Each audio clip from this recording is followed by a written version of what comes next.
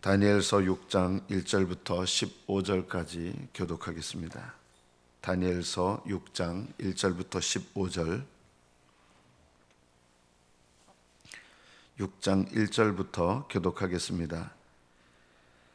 다리오가 자기의 뜻대로 고관 120명을 세워 전국을 통치하게 하고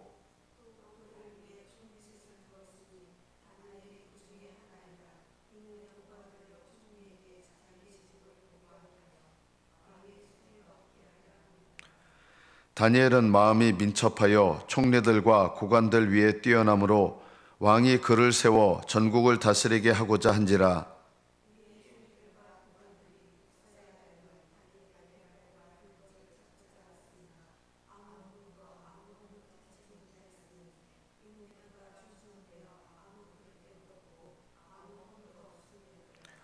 그들이 이르되 이 다니엘은 그 하나님의 율법에서 근거를 찾지 못하면 그를 고발할 수 없으리라 하고,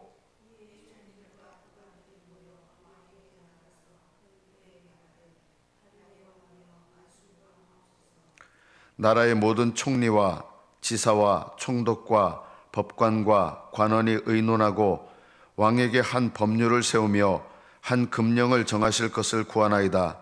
왕이여, 그것은 곧 이제부터 30일 동안에 누구든지 왕 외에 어떤 신에게나 사람에게 무엇을 구하면 사자굴에 던져넣기로 한 것이니이다.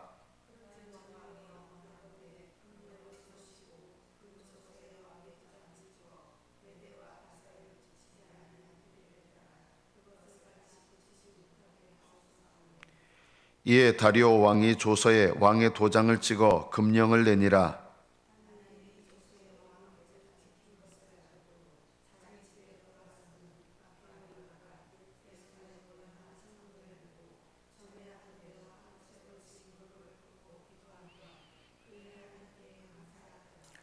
그 무리들이 모여서 다니엘이 자기 하나님 앞에 기도하며 간구하는 것을 발견하고,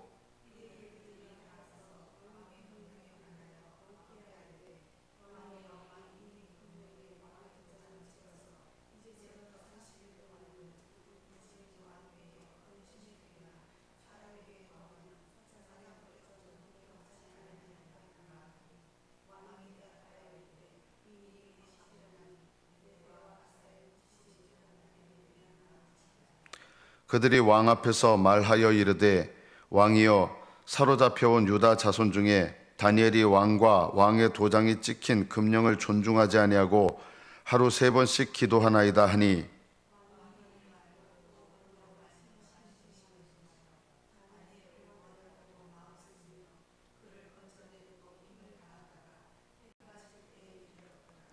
그 무리들이 또 모여 왕에게로 나와서 왕께 말하되, 왕이여, 메대와 바사의 규례를 아시거니와 왕께서 세우신 금령과 법도는 고치지 못할 것이니이다 하니. 여기까지 받들어 읽겠습니다.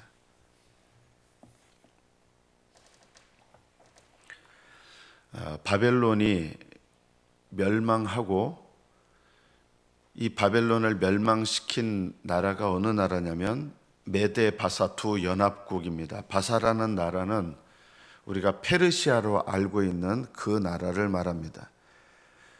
페르시아와 메디아 이 두 연합군, 두 나라의 연합군에 의해서 바벨론이 멸망하고 새로운 세계를 주름잡는 정권이 들어서게 됩니다. 다리오 왕이 메데 바사의 왕이 둘이 되겠죠. 고레스가 있고 다리오가 있습니다. 이 다리오가 고관 120명을 세워서 전국을 통치하게 합니다. 이 전국이라는 말은 바벨론이 통치하고 있던 이전 지역도 다 흡수한 상태죠. 120명의 높은 관리직들을 새롭게 임명해서 이제 그들을 중심으로 세웁니다. 근데 거기에 이제 가장 높은 사람 3명이 있는데 땅이 워낙 넓을 거 아닙니까? 여러 나라들입니다. 그래서 총리 3명을 세웁니다. 보통 한 나라 같으면 왕 밑에 무슨 총리 1명 이럴 텐데 여러 나라를 다스리는 그런 광범위한 지역이기 때문에 총리를 3명을 세웁니다. 다니엘이 그 중에 한 명이 듭니다. 망하는 나라의 고관이었잖아요, 다니엘이요. 바벨론에서 셋째 치리자를 삼았어요, 벨사살 왕이. 그리고 그날 이제 이 바벨론이 망하는데, 어쨌든 이 바벨론에서 높은 고위직 관리였습니다. 그런데 메데 바사라고 하는 세계사의 역사가 바뀌는 그런 변화가 일어났는데, 다니엘이 여전히 이 메데 바사가 다스리는 지역에서 총리를 합니다. 보통 어떤 일이 일어납니까? 이러면요, 예상되는 일이 일어나잖아요. 메데 바사에 자기들이 애를 써서 힘을 합쳐가지고 바벨론을 무너뜨렸던 사람들인데, 이 사람들 입장에서 봤을 때 제일 어이가 없는 사람이 누구냐면 다니엘을 총리직에 세우는 거예요.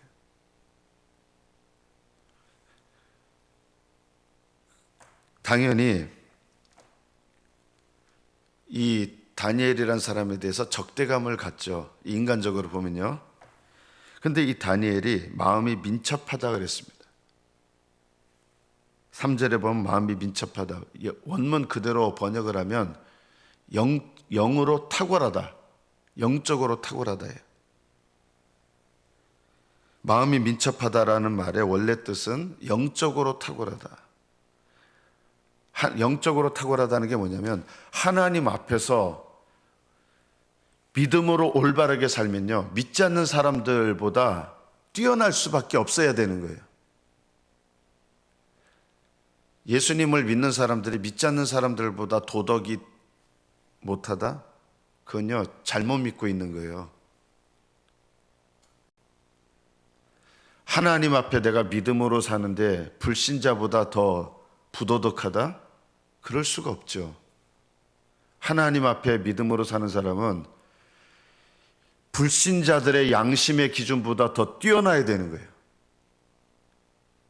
다니엘은 하나님 앞에서 흠없이 살려고 애를 쓰니까 불신자들이 봤을 때 이건요, 걸 게 없어요. 돈 문제 없어요. 여자 문제 없어요. 그리고 교만하냐? 겸손해요. 모든 면에 있어서 걸 게 하나도 없는 거예요. 자기들의 기준으로 아무리 뭐 흠을 찾아내려고 하는데, 요즘도 보면은 상대 당에 탁월한 사람이 있으면 싫잖아요. 예를 들면 그 어떻게든지 흠을 찾아서 끌어내고 싶어 하잖아요. 상대 당의 사람들이 탁월하게 일 잘하면 좋아합니까? 되게 마음에 안 들잖아요. 그래서 그 사람의 흠을 잡을 만한 뭔가를 끌어낼 만한 흠을 찾아내거든요. 다니엘을 이런 집요한 그리고 주도 면밀한 기준을 가지고 다니엘을 흠을 찾으려고 했는데 흠이 하나도 없는 거예요. 그래서 이 사람들이 결론을 내립니다. 이 사람이 믿는 하나님, 그리고 하나님이 주신 율법, 이걸 가지고 쉽게 말하면 장난질을 쳐야 흠을 만들어내야지 다른 거는 방법이 없다. 그래서 율법에 금지한 거를 이 사람은 할 수 없으니까 율법에 금지한 거를 우리가 하도록 만들어야 되겠다. 이런 계략을 세우는 겁니다. 악한 계략이죠. 악한 지혜죠, 악한 지혜. 이 사람은 율법을 어길 수 없는 사람이다, 하나님의 법인.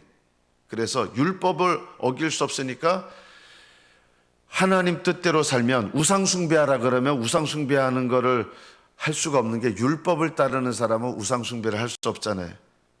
그래서 율법을 가지고 장난질을 쳐야 되겠다.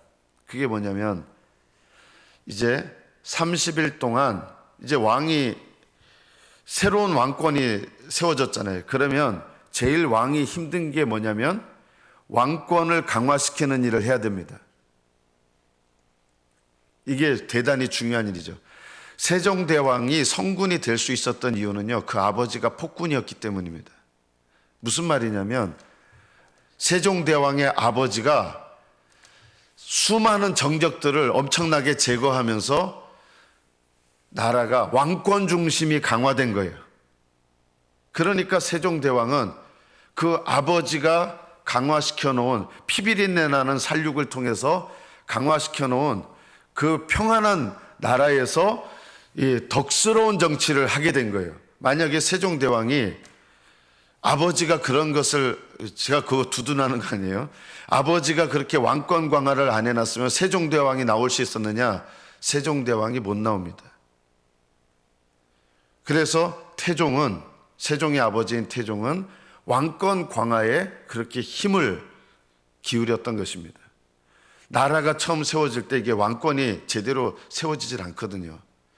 이 다리오도 제일 중요한 게 뭡니까? 이렇게 넓은 나라, 바벨론이 다스렸던 나라를 확실하게 통치하려면 제일 중요한 것이 뭐냐면 왕권 강화거든요. 그러니까 신하들이 앞으로 30일 동안 다른 신에게나 다른 왕에게 뭐 기도하거나 뭘 구하면 잡아놓도록 하는 법령을 세웁시다 하는 거예요. 이게 좋게 들리는 거예요. 이렇게 하면은 다른 신들에게 뭘 기도하거나 이렇게 하지 못해서 이걸 법령을 딱 정해놓으면 이게 뭐가 되는 거예요? 왕권 강화에 도움이 되죠. 그러니까 다리오가 들어보니까 괜찮은 거예요. 그래서 그냥 하는 게 아니라 도장, 왕의 도장을 찍으면, 이거는 이 메데 바사의 법이 뭐냐면 왕이 도장을 찍은 거는 왕도 못 바꾸는 거예요. 이게 메데 바사의 법이에요. 그래서 왕의 도장을 찍어서 변개할 수 없는 그런 법을 제정하십시오. 왕이 괜찮은 거예요. 도장을 찍습니다. 왜 그런 법을 만들려고 했는지 그 계략을 모르는 거죠. 그 계략의 목적은 다니엘을 내치려고 하는 그 목적밖에 없는 거예요. 딴 게 아니라. 우리가 여기서 우리 모습을 돌아볼 필요가 있습니다.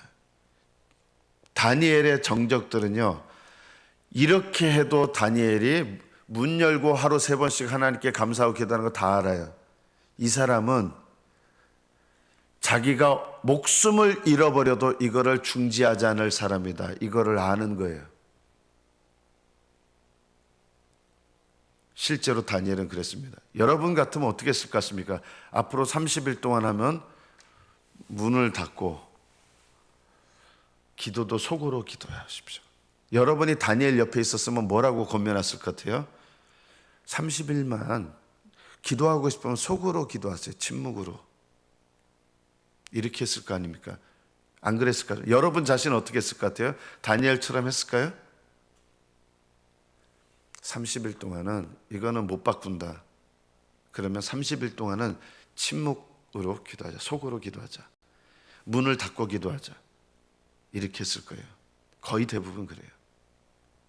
그게 지혜라고 생각해요. 그러나요, 다니엘은 바보 같았어요. 30일만 참으면 되는데, 기도하고 싶으면 속으로 기도하면 되는데 여전히 문을 열어놓고, 왜 문을 열어놨습니까? 예루살렘을 향해서 하나님께 내 마음을 오픈한다는 뜻이 있는 거예요. 하나님을 향하는 거예요. 그래서 예루살렘으로 향한 방의 문을 열면서 이스라엘 백성의 하나님, 약속의 땅을 사모하고 그런 마음, 믿음이에요. 그리고 여전히 3번씩 기도하는 거예요. 당연히 소리 내서 기도했겠죠. 대벌에 사람도 그렇게 하리라고 생각한 거예요. 다니엘은 그런 사람이다. 다니엘은 왜 그렇게 바보같이 했을까요? 다니엘은요, 하나님께 다른 사람이 두려워서 침묵하고 그런 기도를 드릴 수 있는 사람이 아닌 거예요. 우리는 다니엘이 이해가 안 되죠. 왜 안 되냐면 다니엘처럼 하나님께 기도해보고 하나님을 섬겨본 적이 없기 때문에 다니엘의 행동이 이해가 안 돼요. 그러나 다니엘과 같은 사람은요, 하나님께 그런 기도를 드릴 수 없는 거예요. 사람이 두려워서 침묵하고, 내가 가지고 있는 것을 잃어버릴까 봐 침묵하고, 또 사람들이 그러면 저거 봐라 저거 우리가 이렇게 법령 정해놨더니 저거 조용하고 있다 이러면서 하나님께 수치가 되는 말들을 할 거 아니에요. 다니엘은 하나님께 그런 수치되는 말을 자기를 통해서 들리게 할 수가 없는 사람인 거예요. 다니엘의 행동이 이해가 안 가요. 대부분 믿는 사람이라도요. 30일 동안 좀 침묵으로 기도하지. 그런 사람들은 왜 이해가 안 되냐면 다니엘과 같은 기도, 다니엘과 같은 열심, 다니엘과 같은 헌신을 하나님께 드려본 적이 없기 때문이에요. 다니엘은 그런 헌신, 그런 기도를 드릴 수가 없는 사람이에요. 어떤 일이 일어날지 모르겠습니까? 사자굴에 던져놓겠다 했는데 이건 못 바꿔요. 다니엘은 자기 행동의 결과가 어떤 것인지 누구보다 잘 알아요. 자기 정적들이 얼마나 많은지 누구보다 잘 알아요. 그러나 이런 모든 것들보다 더 중요한 것은 하나님께 드리는 기도, 내가 하나님을 사랑하는 헌신, 이것이 더 중요한 거예요. 이런 헌신과 기도를 드려보지 않은 사람들은 다니엘을 결코 이해하지 못해요. 대부분 문 닫고, 거의 대부분 그랬을 거예요. 문 닫고 조용히 속으로 침묵하면서 기도하고, 남들이 신에게 기도하는 것을 남들이 모르도록 드러내지 않고 이렇게 하죠. 그걸 지혜라고 하죠. 다니엘은 영적으로 탁월해서 사람들에게 도저히 어떤 흠도 잡을 수 없는 그런 사람이었습니다. 물질에 있어서나 성적인 면에 있어서나 모든 면에 있어서. 영적으로 탁월한 사람은요, 기준이 다릅니다. 저는 하나님 앞에 묻고 행동하는 사람은요, 이런 특징이 있어요. 저는 여러분들에게도 이런 말씀을 전하고 싶어요. 가장 중요한 결정을 할 때 하나님께 묻고 하십니까? 이 세상에서 하나님께서 그렇게까지 중요하다고 여기지 않는 문제는 하나님께 그냥 그렇게 열심히 기도하는데, 정말 하나님 앞에 중요한 문제는 하나님께 묻고 행동하십니까? 저는 그런 분들 지금까지 그렇게 많이 못 봤어요. 정말 중요한 문제를 하나님께 묻고 결정하시는 분, 저 그렇게 많이 못 봤어요. 정말 중요한 문제는 어떻게 하느냐? 자기 마음대로 결정하더라. 하나님께 묻지 않아요. 그게 그 믿음의 수준인 거예요. 하나님께 묻는 사람은요, 정말 중요한 결정을 할 때 하나님께 묻고, 그 하나님께 물어서 그 결정이 하나님의 뜻이 내가 생각한 거하고 전혀 달라요. 그럼 어떻게 해요? 내 뜻을 완전히 포기해요. 이게 하나님께 묻는 사람이에요. 여러분은 하나님께 묻습니까? 지금까지 내가 해왔던 모든 것을 다 잃어버릴 그런 거 알아요. 사자굴에 들어가서 내 인생 여기서 끝난다는 거 알아요. 그러나 다니엘은 하나님 앞에서 믿음으로 행하는 것이 최우선인 거예요. 다 잃어버려도, 목숨 잃어버리고 내가 지금까지 쌓아왔던 부와 명성 다 이날로 끝난다는 거 알아요. 그러나 다니엘은 그것을 기꺼이 내려놔요. 내 생각 내려놓고 내 뜻 내려놓고요. 이게 믿음이죠. 이런 사람이 하나님께서 기억하시는 사람이에요.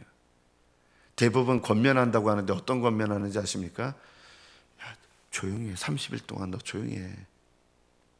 이런 걸 지혜라고 권면하는 거예요. 그래요. 너도 그런 얘기하고 너도 그런 얘기하고 그러니까 이게 하나님 뜻인가 보다. 이렇게 하죠. 정말 하나님 뜻을 아는 사람은요, 하나님께 묻고 하나님의 인도하심 따라 합니다. 이것이 하나님의 사람이에요. 저는 아직도 하나님의 사람이라고 여겨지는 분들을 그렇게 많이 못 봤어요. 가장 중요한 결정적인 순간에는 자기 뜻대로 하는 사람이 어떻게 하나님 사람입니까? 하나님의 사람은 모든 일에 있어서 하나님 뜻을 따라 좌우하고 내 뜻과 내가 쌓아온 모든 것도 기꺼이 언제든지 내려놓습니다. 내가 다 잃어버려도 하나님 뜻을 따릅니다. 이런 사람이 하나님의 사람이에요. 다니엘은 마음이 민첩했다. 영적으로 이런 탁월한 사람이었습니다. 그러니까 이런 다니엘의 하나님께서 다니엘을 통해서 놀라운 일을 이루시고, 다니엘이 전 세계 역사를 주름잡는 정권이 바뀌었는데도 왜 그 다음 정권에서 이게 위험할 수도 있는 일 아닙니까? 왜 또 총리 대신이 되고 제일 또 쓰임 받습니까? 이것은 하나님 앞에 영적으로 탁월하니까 안 믿는 사람 보기에도 이 사람 충성된 사람이다 이렇게 되는 거예요. 충성된 거예요. 다니엘은 충성되어 아무 그릇됨도 없고 아무 허물도 없었다.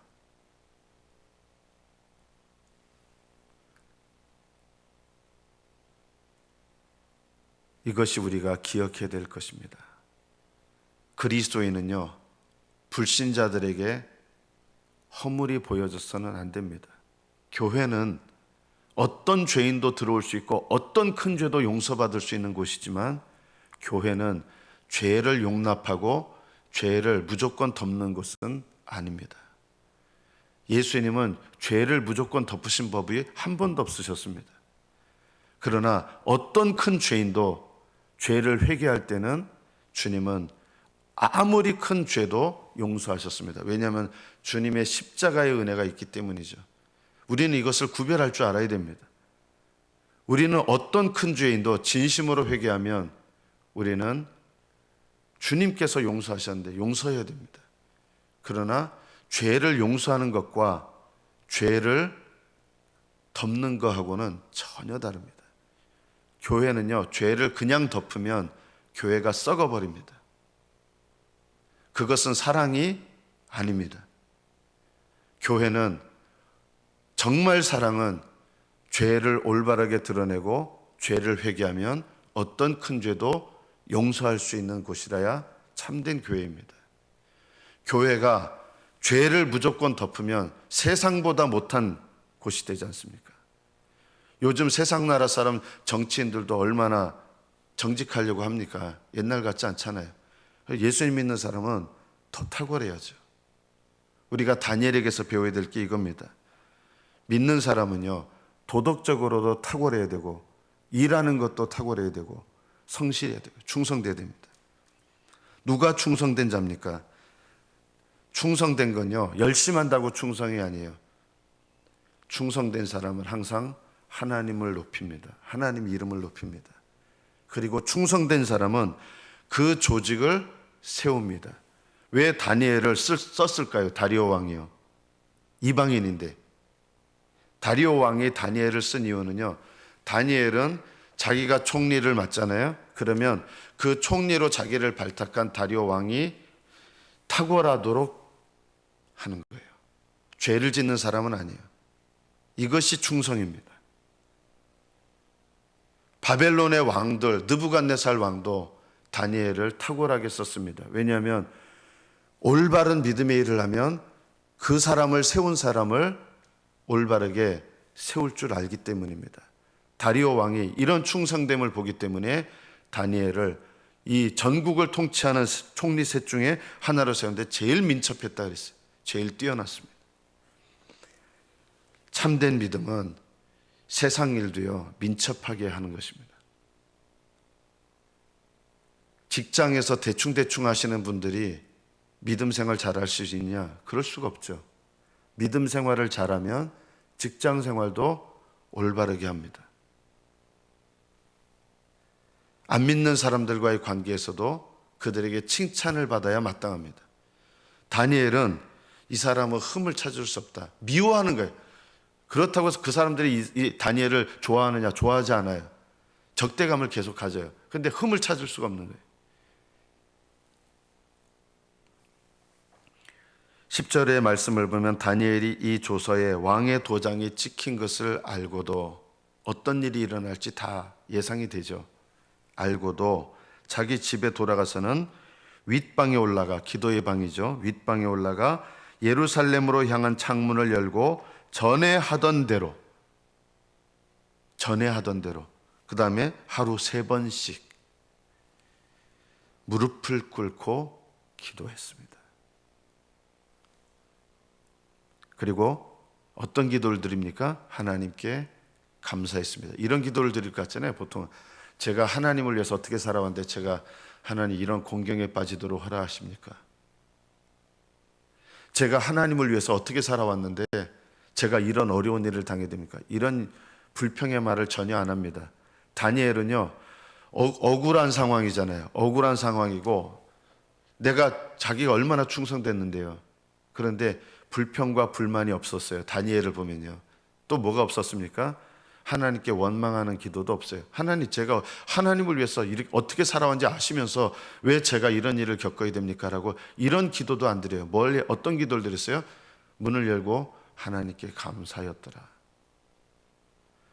하나님께서 내게 베푸신 은혜, 내가 하나님을 위해서 뭘 하고 이게 생각이 나는 사람이 아니라 하나님께서 나에게 하신 일, 하나님께서 나에게 베푸신 은혜, 이것을 생각하니까 원망의 기도, 보통 하나님 어쩜 이럴 수 있습니까?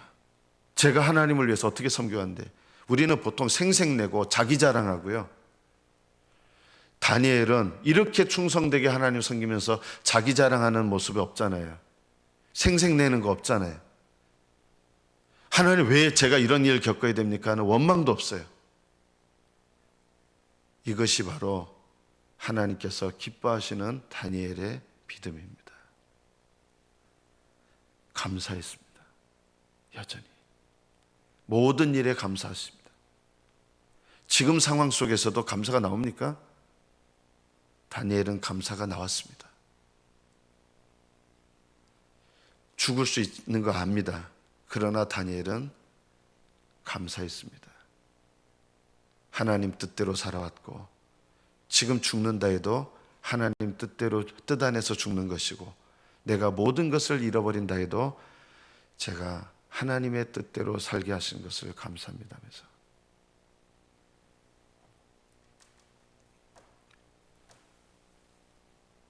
다니엘은 타협하는 신앙이 아니라 하나님께서 기뻐하시는 신앙으로 살았습니다. 이것이 하나님을 기쁘시게 했고, 하나님은 다니엘에게 이런 상황을 허락하신 거예요. 모함하는 사람들도 허락하신 거예요. 하나님이 그렇게 만드셨다는 뜻은 아니에요. 허락하신 거예요. 모든 것을 잃어버릴 수 있는 상황도 허락하셨고, 억울한 상황도 허락하셨습니다. 그러나 다니엘은 단 한 번도 하나님 이럴 수 있습니까? 억울합니다, 이런 말을 단 한 번도 하지 않습니다. 억울하다라고 말하시는 분이 하나님께 감사할 수는 없겠죠. 범사에 감사하는 사람은요, 억울하다는 말을 결코 하지 않습니다. 우리가 봤을 때 다니엘 너무 억울하잖아요. 얼마나 성실하게 살았는데. 그러나 범사에 감사하는 사람은 억울해하지 않습니다. 다만 이 상황도 하나님께서 나에게 허락하신 상황이고, 이 상황 속에서 하나님 앞에 내가 믿음으로 어떻게 살아야 될까? 잃어버린다 해도 다니엘의 결론은 이것이었습니다. 전에 하던 대로 예루살렘으로 향한 문을 열고 하루 3번씩 하나님께 감사하였습니다. 이것이 다니엘의 믿음입니다. 하나님은, 우리는 이제는 이런 건 다니엘이나 가능합니다. 우리 대부분 이렇게 하잖아요. 적용을 이렇게 합니다. 우리는 이건 다니엘이나 가능하지 우리는 불가능합니다라고 적용합니다. 우리는요. 하나님은 우리가 그렇게 적용하기를 원치 않으십니다. 어떻게 적용하길 바라요? 하나님, 저도 이런 다니엘의 믿음과 같은 믿음, 이 다니엘의 기도 생활과 같은 기도 생활을 저도 배우게 하옵소서. 여러분이 이렇게 기도하고 이렇게 소원하기를 원하십니다. 저는 대부분 그러시더라고요. 그건 다니엘이라 가능합니다. 이거는요, 하나님의 말씀을 우리는 땅에 던지는 거예요. 이 말씀을 기록하신 이유는 우리를 위해서 주신 거잖아요. 하나님, 이 다니엘의 믿음을 제가 본받게 하시고, 이 다니엘의 기도 생활을 제가 할 수 있도록 저에게 은혜를 주시고, 이런 기도 생활을 제가 사모합니다. 이런 기도 생활을 할 수 있도록 저에게도 은혜를 베풀어 주시옵소서. 이렇게 여러분 하신다 그러면 이거는 올바른 적용입니다. 이런 기도 생활, 이런 예배자, 이런 믿음의 소유자가 되시기를, 그리고 그렇게 사모하시기를 예수님의 이름으로 축복합니다. 기도하겠습니다.